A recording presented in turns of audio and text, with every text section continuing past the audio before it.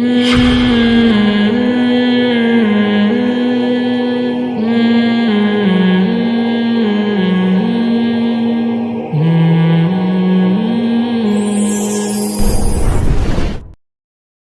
شراب نہیں پیتے میجورٹی الحمدللہ. کیوں؟ حرام ہے اسلام میں. جب حرام ہے ابھی آپشن ہی نہیں ہے کہ تھوڑی پینی ہے کہ زیادہ پینی ہے. نہیں پینی بھائی. جوا اسلام میں کیا ہے؟ حرام ہے. مشرکین مکہ جوا کھیلتے تھے, جتنی رقم جیتتے تھے غریبوں پہ خرچ کرتے تھے ساری. ان کو اس پہ اعتراض ہوتا تھا کہ بھائی یہ اتنا اچھا کام, اس سے تو غریبوں کو فائدہ ہو رہا ہے, اس میں کسی کا دل تھوڑی دکھا رہے ہیں ہم, سامنے والا بھی راضی ہے.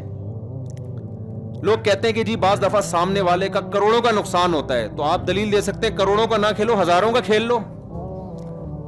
اتنا کھیلو کہ جتنا اگلا بھی نقصان برداشت کر سکے. تو کیا جا رہا ہے اس میں؟ وہ بھی راضی, ہم بھی راضی, تو جیتنے. اور خاص طور پہ جیت کے جب غریبوں کو کھلا, یہ پہلے سے ایگریمنٹ ہوتا تھا مشرکین کا کہ جو جوا جیتے گا, جو جانور کا گوشت اسے ملے گا تو سارا غریبوں کو کھلانا ہے. سوال پیدا ہوتا ہے بھائی غریبوں کو جب کھلانا ہے تو جوا کھیل کیوں رہے ہو؟ تو بھائی جو جیتے گا اس کی طرف نسبت ہوگی.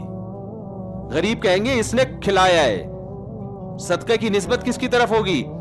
جو جیتے گا جوا. تو اچھے کام کے لیے کھیل رہے ہیں, سوسائٹی کو فائدہ ہو رہا ہے, نقصان نہیں ہو رہا.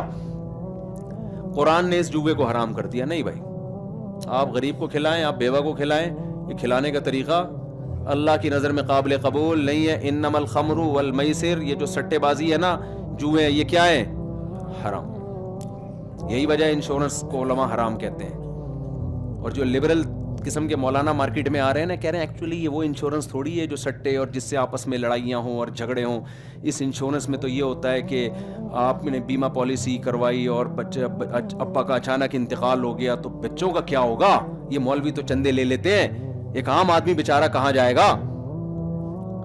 نہیں یہی بات سمجھ میں بھائی. وہ یتیم ہو گیا تو بچوں کو ابا کی انشورنس کروائی ہوئی, وہ بیمہ پالیسی لی ہوئی تھی نا, لائف انشورنس. ابا مر جائیں گے تو بچوں کو کیا ملے گا؟ پیسہ ملے گا. تو کتنا زبردست تحفظ مل رہا ہے. انشورڈ, اب ہر آدمی کیا ہو گیا ہے؟ انشورڈ, محفوظ ہو گیا ہے. او بھائی یہ گنتیاں ہیں, یہ کیا ہیں؟ یہ جو ہے نا گنتی. ایک صاحب مجھے کہنے لگے میں اپنی گاڑی انشورڈ اگر کرواتا ہوں تو میری گاڑی سیو ہو جائے گی. میں نے کہا اللہ کے بندے, یہ ایسی ایڈورٹائزمنٹ کے ذریعے الو بنایا گیا نا آپ لوگوں کو. اگر آپ کی گاڑی چوری نہیں ہوتی, حادثہ نہیں ہوتا, پھر نقصان 100% یقینی ہے. جو قسطیں آپ نے بھری ہیں وہ قسطیں قیامت تک آپ کو بولو نہیں ملیں گی, وہ گئی. حادثہ ہونے کا امکان اتنا نہیں ہے جتنا یہ تو 100% ڈوب رہی ہیں قسطیں آپ کی. حادثہ ہو گیا تو ڈبل کر کے مل جائیں گی. تو ڈبل کو دیکھ رہے ہو, یہ نہیں دیکھ رہے کہ نہیں ہوا. تو انشورنس کمپنی جس طرح سے پیسے کما رہی ہے نا, شریعت میں پیسے کمانے کا یہ طریقہ جائز نہیں ہے کہ آپ کسی کی موت کے ساتھ پیسے کو مشروط کر دیں. دیکھو میں آپ سے 1 کروڑ روپے لیتا ہوں, انشورنس کمپنی میں یہی ہو رہا ہے. اور اگر فائدہ ہو بھی رہا ہے, انسانیت کا فائدہ بھی ہو رہا ہے, تو میں نے تو بتایا نا کہ جب جوا ہے یا سود ہے. بعض دفعہ لوگ کہتے ہیں کہ انشورنس کمپنی میں پیسے ڈوبتے نہیں ہیں, وہ تو پروفٹ کے ساتھ ساری رقم لوٹا دیتی ہے, تو وہ سود ہے پھر وہ. تو ہمارے پاس سود اور جوے کے بارے میں اسلام نے یہ آپشن رکھا ہی نہیں ہے کہ ہم یہ سوچیں کہ اس میں انسانیت کا فائدہ ہے یا نقصان. اصل میں تو بے تحاشا نقصان ہے اس میں.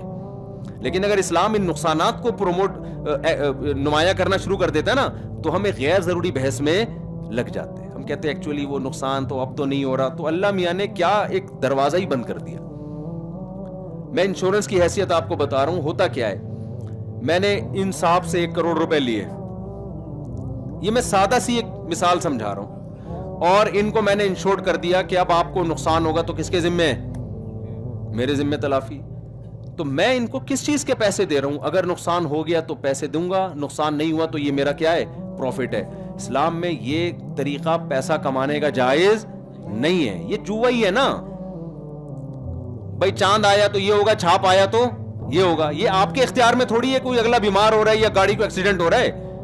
تو باہمی تعاون کا دوسرا کوئی بھی طریقہ اختیار کریں وہ ٹھیک ہے, انشورنس والا طریقہ ٹھیک نہیں ہے. باہمی تعاون کے اور بہت سارے طریقے ہوتے ہیں, کمیونٹیز بنی ہوئی ہوتی ہیں, لوگ اس میں چندہ دے رہے ہوتے ہیں, اس میں پھر غریبوں کے ساتھ. وہ بزنس نہیں ہو سکتا یہ.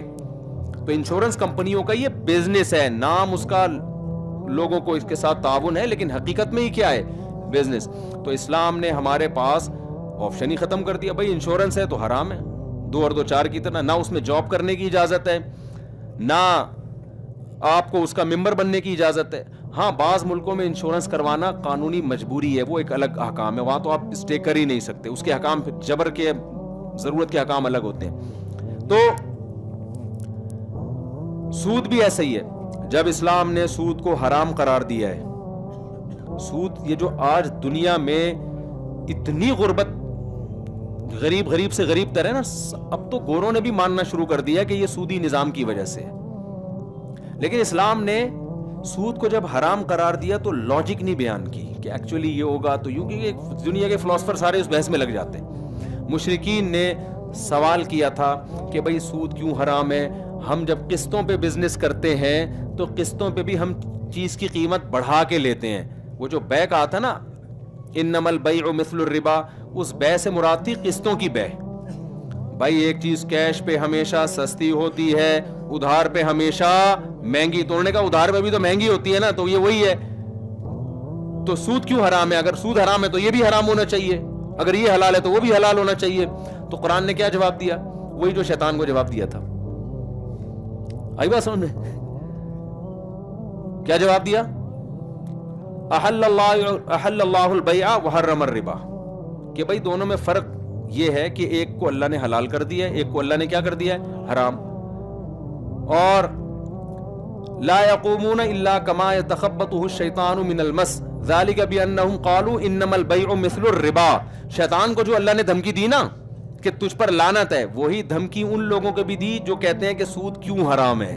اللہ میاں نے کہا کہ جیسے شیطان نے میرے سامنے سجدے سے انکار کیا تو میں نے کہا لعنت ہے تجھ پر، دلائل نہیں دیے. تو جو کہتے ہیں سود اور خرید و فروخت ایک جیسی ہے لہذا ہم اس کو حرام نہیں مانیں گے، ان کو بھی اللہ نے جہنم کی وعید سنائی ہے. سمجھ میں آ رہی ہے بات؟ یہ مائک کو ہو کیا گیا، بہت سلو ہو گیا ہے، مجھے چیخنا زیادہ پڑ رہا ہے اصل میں. ہماری مسجدوں کے مائک اللہ کا اتنا بڑا فضل ہے نا کہ کہیں بھی ٹھیک نہیں ملا ہے الحمدللہ. یہ اللہ کا بہت بڑا فضل ہے. کروڑوں روپے دیواروں پہ خرچ ہوں گے الحمدللہ، دریوں پہ خرچ ہوں گے. اور یہ یہاں کا نہیں ہے، یہ یورپ میں بھی ہم نے یہی دیکھا ہے. یورپ میں ہمیں سڑکیں ایک نمبر ملی، ہسپتال ایک نمبر ملے، میڈیسن کوئی آپ لو ایک نمبر میڈیسن، ہر چیز ایک نمبر. مسجد کے مائک الحمدللہ 2 نمبر پورے یورپ میں. اللہ کا بڑا فضل ہے. یہاں تو پھر بھی بول رہے ہیں، ورنہ تو بیچ میں ہی بند ہو جاتے تھے. ایک جگہ تو پھر میں نے بغیر مائک کے پورا بیان کیا ہے، 2-2.5 گھنٹے کا بغیر مائک کے مجمع میں چیخا ہوں گا. آپ خود سوچو میرا حال کیا ہوا ہوگا. تو یہ اللہ کا بہت بڑا فضل ہے الحمدللہ. یہ چیز ٹھیک ہونے والی نہیں ہے. تو ہم بات کو جلدی سے سمیٹ کے ختم کرتے ہیں. یہ میں اس لیے تنبیہ کر رہا ہوں کہ خدا کے بندو سب سے پہلا پیسہ لگاؤ مائک کے اوپر. 3 نمازیں جہری ہیں جن میں تلاوت سننے کو ملتی ہے، جمعے کا بیان ہوتا ہے. دیواریں اینٹیں بات کی چیزیں. اگر دیواریں اینٹوں کی وجہ سے مسجد کی عظمت ہے تو پھر مومن پنک میں چلے جاؤ یا شیرٹن ہوٹل میں چلے جاؤ، وہاں کی دیواریں مسجد کی دیواروں سے زیادہ خوبصورت ہوتی ہیں. سمجھتے ہو؟ تو اللہ میاں نے کیا کہا بھائی؟ انما البیع مثل الربا. یہ لوگ کہتے ہیں خرید و فروخت میں اور سود میں ایکچولی کیا فرق ہے؟ تو اللہ نے فرمایا لا یقومون الا کما یتخبطه الشیطان من المس. یہ جب پتہ چلے گا جب قبروں سے یہ لوگ زندہ ہو کے اٹھیں گے، اس وقت جو ان کی بوکھلاہٹ ہوگی نا اس سے پتہ چلے گا کہ کیا فرق ہے. تو اللہ میاں نے یہاں دلیل سے جواب بولو نہیں دی. اور اللہ کو ضرورت بھی نہیں ہے، کیونکہ اللہ بھی اگر ایکچولی کر کے سمجھانا شروع کر دے تو پھر اللہ میں اور مخلوق میں فرق کیا رہ گیا؟ وہ 3 جانور تھے نا، ایک اونٹ اور ایک بیل اور ایک دمبا. یہ تینوں سفر کر رہے تھے. بھوک لگی تو گھاس کی ایک گٹھری. اب گٹھری ایک ہے، بندے کتنے؟ 3. میں اشارہ بھی کرتا ہوں تاکہ آپ لوگ ایسا نہ کچھ غلط بول دیں. کچھ لوگ سو رہے ہوتے ہیں، ان کو پتہ ہی نہیں ہوتا کہ کہنا کیا ہے. اب تینوں میں پھڈا ہو گیا کہ بھائی یہ گٹھری کون کھائے گا. تو دمبے نے کہا کہ دیکھو جو ہم میں سب سے قدیم ہونا ثابت کر دے نا وہ اس گٹھری کا حقدار ہے. دمبے کا خیال تھا میں ابراہیم علیہ السلام کے دور میں، ویسے یہ روایت ضعیف ہے، ذبح کیا گیا تو میں تو اتنا پرانا ہوں. تو اونٹ نے کہا چلو ٹھیک ہے بھائی. تو دمبے نے کہا دیکھو میں تو ابراہیم علیہ السلام نے جب بیٹا ذبح کیا تو وہ نہیں ہوئے، تو مجھے ذبح کیا، میں اتنا پرانا ہوں، لہذا یہ گٹھری کس کا حق ہے؟ میرا. بیل نے کہا جب آدم علیہ السلام دنیا میں آئے تھے تو ہل تیرا باپ چلاتا تھا ہے بھائی کھیتی باڑی کے لیے؟ ہل کون چلاتا تھا؟ بیل. ورنہ کھیتی باڑی کہاں سے ہوتی؟ کھانا کہاں سے ملتا ان کو؟ تو اس کا مطلب میں آدم علیہ السلام کے زمانے سے ہوں. اب تو ہسٹری ختم ہو گئی آدم علیہ السلام سے پیچھے کی. اونٹ پریشان کے یار میں کیا کروں ہے بھائی. تو اونٹ نے کیا کیا, وہ گٹھری اٹھا کے اپنی گردن پہ رکھی. انہوں نے بولا بھائی اپنا پرانا ہونا ثابت کرو. اونٹ نے کہا میں نہیں ہوں پرانا. انہوں نے کہا پھر یہ گٹھری ہمیں دو. انہوں نے کہا کسی کے باپ میں دم میں تو لے لے. تو بدماشی کے دادا گیری کے حکام کیا خیال ہے الگ ہوتے ہیں, لیکن اونٹ کو یہ حق نہیں تھا کیونکہ وہ زمین کا بادشاہ نہیں ہے. اللہ زمین کا بادشاہ ہے, اس کے ذمے نہیں ہے کہ جب وہ کہے یہ ناجائز ہے, یہ حلال ہے, یہ حرام ہے, تو وہ ہمیں سمجھانے بیٹھ جائے. بلکہ وہ کیا کہتا ہے وما اوتیتم من العلم الا قلیلا. مشرکین نے پوچھا یا مسلمانوں نے پوچھا کہ یہ روح کیا چیز ہے انسان کی باڈی میں, تو قرآن نے کہا کہ قل الروح من امر ربی, اللہ کا حکم ہے جب جسم میں ہوتا ہے تو زندہ ہوتا ہے, نکل جاتا ہے تو انسان مردہ.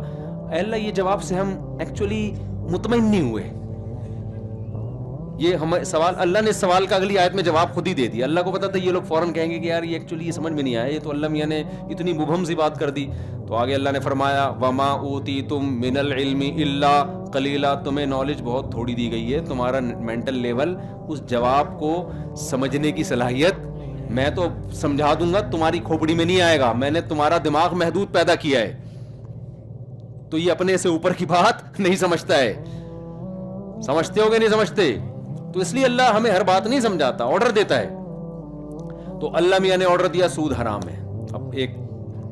اب آپ توبہ کر لو. جو سودی بینکوں میں جاب کر رہے ہیں ایکچولی کو نکال کے کیا کرو بھائی, کیونکہ نبی نے فرمایا سود لینے والے پر بھی لعنت, دینے والے پر بھی لعنت, سود پر گواہ بننے والے پر بھی لعنت, اور سودی لین دین کو لکھنے والے پر بھی لعنت. 4 قسم کے معاملات میں اگر آپ انوالو ہو تو آپ سودی بینک کی جاب چھوڑ دو. ان چاروں میں سے نہیں ہو تو پھر گنجائش ہے. چوکیدار ہے کوئی, وہ تو پیسوں کی حفاظت کر رہا ہے نا, فی نفسی پیسے تو لوگوں کی امانتیں ہیں. یا کوئی گیس بجلی کا بل جمع کرنے کے لیے بیٹھا ہوا ہے, وہ ایک الگ چیز ہے. لیکن ان چاروں معاملات میں سے کسی میں بھی آپ انوالو ہو, یا لوگوں کو ترغیب دے دے کے اکاؤنٹ کھلوا رہے ہو سودی اکاؤنٹ, تو وہ الدال علی الخیر کفاعلی ہے. نیکی کی طرف رہنمائی کرنے والا بھی ایسے جیسے کرنے والا, تو برائی کی طرف رہنمائی کرنے والا بھی ایسے جیسے. تو یہ کام نہ کرو. آپ سمجھتے ہو انشورنس کمپنی میں آپ اپنی گاڑیوں کو انشور نہ کرواؤ. آپ تکافل اختلافی چیزیں, ہمیں اس پر اطمینان نہیں ہے, لیکن بہرحال حضرت مفتی تقی صاحب بہت بڑے عالم ہیں, ان کا فتویٰ جواز کا. تو جب اختلاف آ جاتا ہے تو اس میں احتیاط یہ ہے کہ بچوں گنجائش یہ ہے کہ کر لی جائے, تو اس میں پھر وہ والی سختی نہیں رہتی ہے. میں نے تو ایک تکافل پہ بہت کام کیا 1 سال. تو ہمارے جامعۃ الرشید میں 2-3 حضرات ہیں جن کو اس پر اطمینان نہیں ہے, احقر سمیت. تو لیکن یہ کہ بہرحال اختلافی مسئلہ ہے, وہ اپنے اختیار سے نہ کرو. سمجھتے ہو؟ اچھا تکافل کا آلٹرنیٹ کیا ہے یا انشورنس کا آلٹرنیٹ کیا ہے, وہ پھر کر دیا تو بات بہت لمبی ہو جائے گی. بھائی خود 8-10 لوگ مل کے بھی تو اپنا کوئی سیٹ اپ بنا سکتے ہیں نا. لیکن ابھی اس پہ سارا بیان چلا جائے گا اگر میں اس کو متبادل بتانا شروع کر دوں. تو آپ نے کیا کرنا ہے بھائی, اللہ میاں نے سود کو حرام کر دیا, تو اگر کوئی سودی بینک میں جاب کر رہا ہے تو پہلی فرصت میں چھوڑنے کی کوشش. اب تو اسلامک بینک کی کتنے آ گئے ہیں, سودی بینکوں میں اسلامک ونڈوز میں اپنا ٹرانسفر کروا لو. سمجھتے ہو کہ نہیں سمجھتے؟ اسلامک بینکوں کو بھی لوگ کہتے ہیں کان ادھر سے پکڑو ادھر سے پکڑو. لوگوں کی بات نہ مانو, جس کی فیلڈ ہے نا اس سے پوچھو. سود کا علماء کو پتا ہوتا ہے, ایسا نہیں ہے کان ادھر سے پکڑو ادھر سے پکڑو. اسلامک بینک میں سب سے بڑی بات یہ ہے کہ وہ لون دیتا ہی نہیں ہے, سود کی بیس ہی ختم ہو جاتی ہے وہاں پہ. آپ جاؤ گے نا, مجھے 1 کروڑ روپے چاہیے ہوگا, کیا کرنا ہے 1 کروڑ روپے کا, یہ گھر بنانا ہے, تو ہم گھر خرید کے دیں گے آپ کو, ٹھیک ہے نا. وہ کہہ رہا ہے 20% آپ کا ہوگا, 80% ہمارا ہوگا.